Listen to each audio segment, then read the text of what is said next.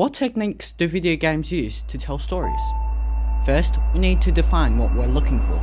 For this, we can look at other media formats and see what they use for telling a story. So, what are the most vital elements in a narrative? Writing a narrative is actually quite complicated and not straightforward. That's Connie Held, and she's an English teacher at Concordia College.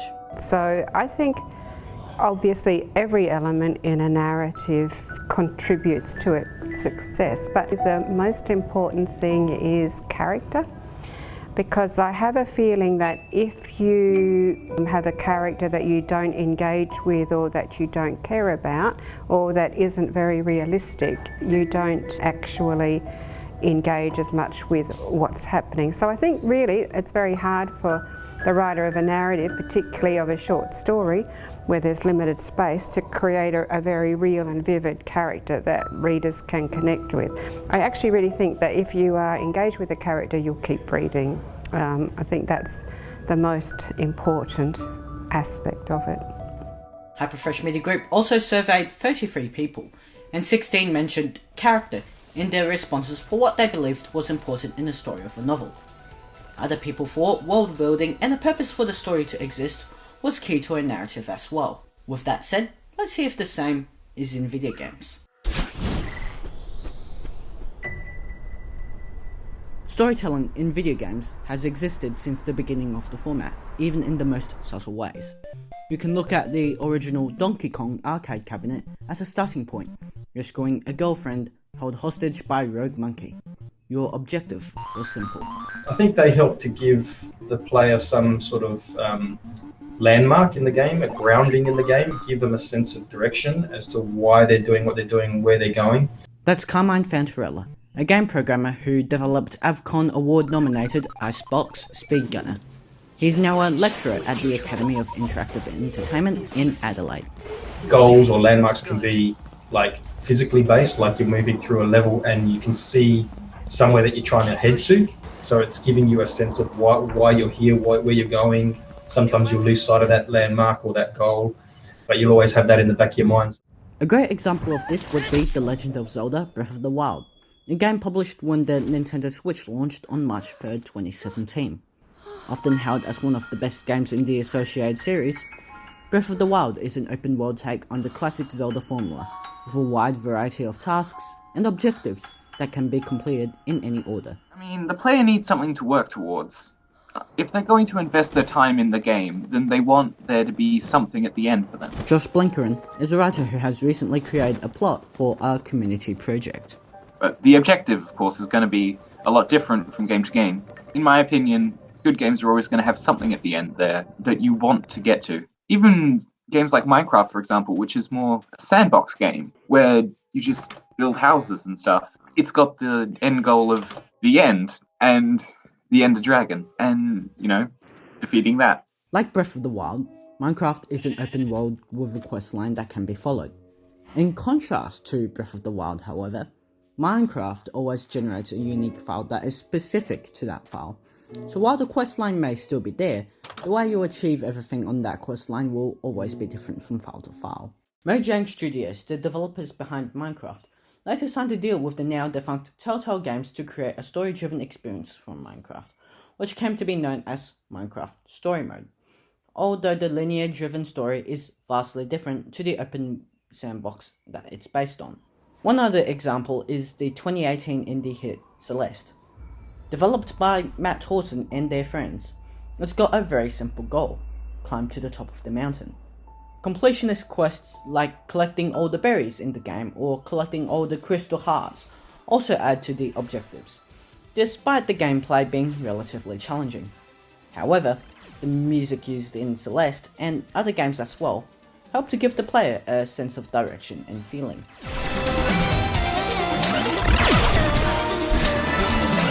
Linda Rain, the composer of most of the music heard in Celeste, uses an occurring theme throughout the game.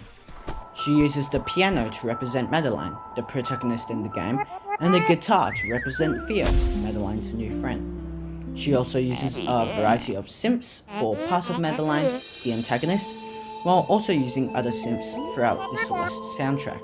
So yeah, if anything, music has a bigger impact on the game's overall feel, because when it comes down to it, we've got a 50% audio, 50% visual in terms of what resonates with people, what they remember the most about a game. David Guttridge is a former QA tester and is currently developing his own game. When it comes down to it though, audio is the distinction in AAA games now because it's easier to do. For indies, it's kind of the reverse. So, well, it's a reverse in terms of what is more important. Indies tend to focus too much on audio and they ignore the visuals. For indie developers, I mean, yeah, audio is easy to do, so this is why a lot of developers tend to focus on the audio. This is mostly why Lena Raine in her music for Celeste has a great reputation for how the music is designed. An example of this would be the gondola scene, where Madeline has an anxiety attack. Yeah, it was a very intimate scene in a lot of ways. Really wanted to have that moment to really kind of highlight the feeling of anxiety and like coming through an anxiety attack. And so I really kind of came up with, ultimately it's a fairly simple progression, but it's two major layers to the music. There's the sort of piano line that's playing this very simple line that's sort of looping over and over again. And then kind of from everywhere around you in the aural space, suddenly there's all of these synths and like this sort of almost like oppressive sound of too much music all approaching you from like every direction as the anxiety attack is kind of like taking hold. And I really wanted to like push the synths kind of to their limits, as loud as they could go, as distorted, just crank it up all the way and just let it kind of wash over me.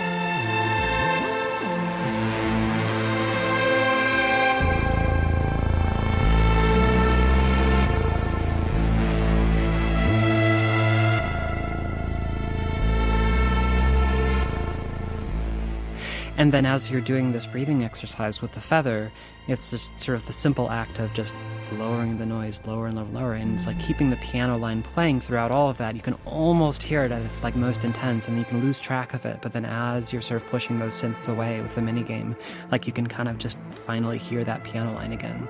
And that was kind of a very aural metaphor for me of just like trying to focus and get through an anxiety attack and really just trying to feel okay again.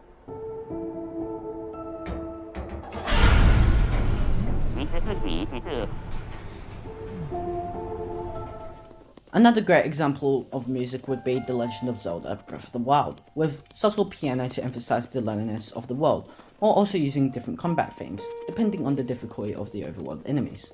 Like how film can use soundtrack to convey feeling and emotion, video games, especially Celeste, use soundtrack in the same way. Chrissy Farrell is the head of media at Concordia College. I have worked in the music industry, so before I became a teacher I worked for a record label. In my younger years I also worked in a record shop.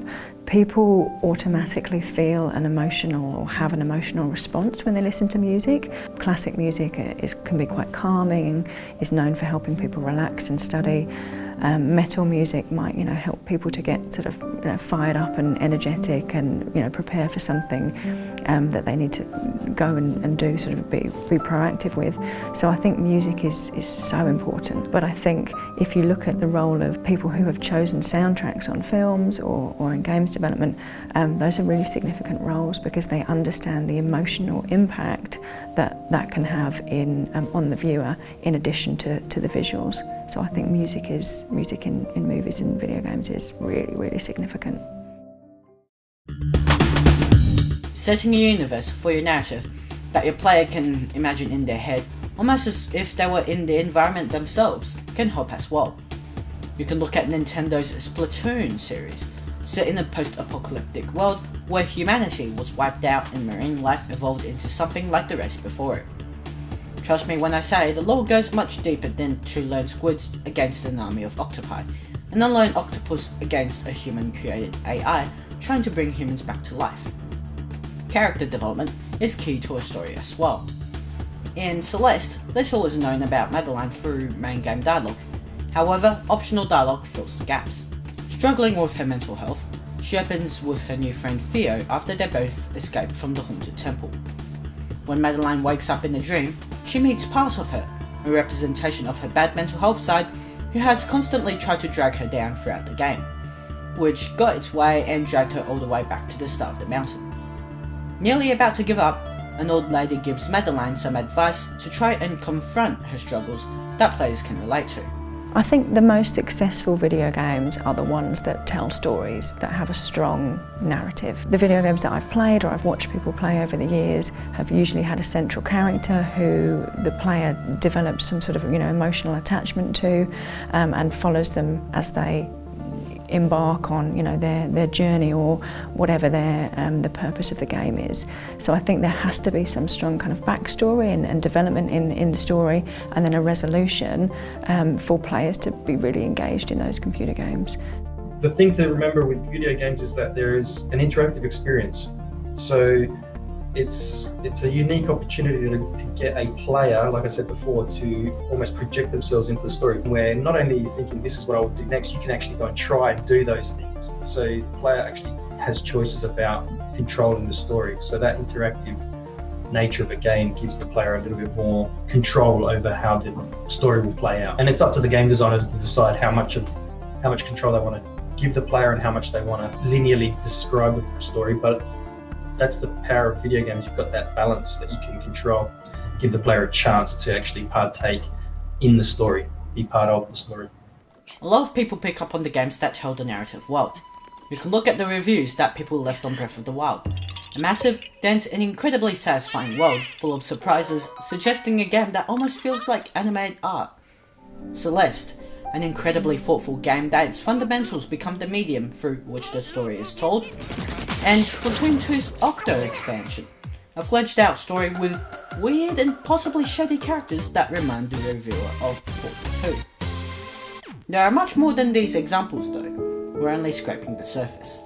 I'll let you find out for yourself though. The best way to experience a story is your own experience. If you're looking for a new story format, why not pick up a controller instead? You'll never know what you'll find.